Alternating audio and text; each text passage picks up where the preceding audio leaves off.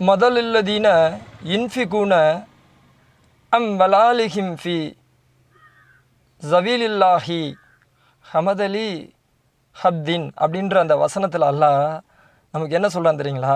அல்லாஹின் பாதையில் தங்களுடைய செல்வத்தை செலவிடுவர்களின் உவாமை ஒரு விதையை போன்றதுங்கிறான்.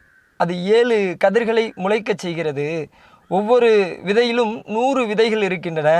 அல்லாஹ் தன் நாடியோருக்கு இதைவிட பல மடங்கு அதிகப்படுத்துகிறேங்கிறான். இது தர்மத்தின் மகத்துவத்தை பற்றி சொல்லுது. மிக அழகான வசனம். ஒரு சிறிய தர்மம் கூட 700 மடங்கு அதிகரிக்கும். அல்லாஹ் இதை வளர்க்கிறேங்கிறான்.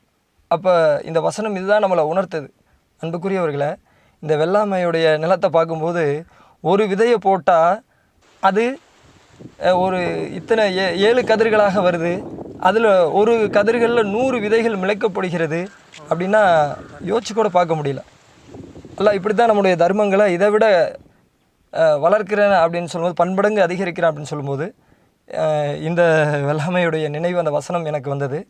அப்போ நம்ம தர்மம் செய்கிறோம். அந்த தர்மம் ஏனோ தானோன்னு செய்யாமல் அதை மனமுகர்ந்து அல்லாஹ் நமக்கு நம்மள்ட்ட அல்லாஹ் பொருளாதாரத்தை கொடுத்துருக்கான்னா அதை நம்ம அவங்களுக்கு கொடுக்கக்கூடிய அவங்களுக்கான உரிமை, இந்த தொகை இருக்குதே, அது என் செலவின் போக என் தேவை போக அதிகமாக அல்லாஹ் எனக்கு கொடுத்துருக்கானா அது அந்த ஏழைகளுக்காக கொடுக்கக்கூடிய உரிமைன்னு நம்ம நினைக்கிறோம். அவனுடைய உரிமையை நம்ம கையில் வச்சுருக்கிறோம்.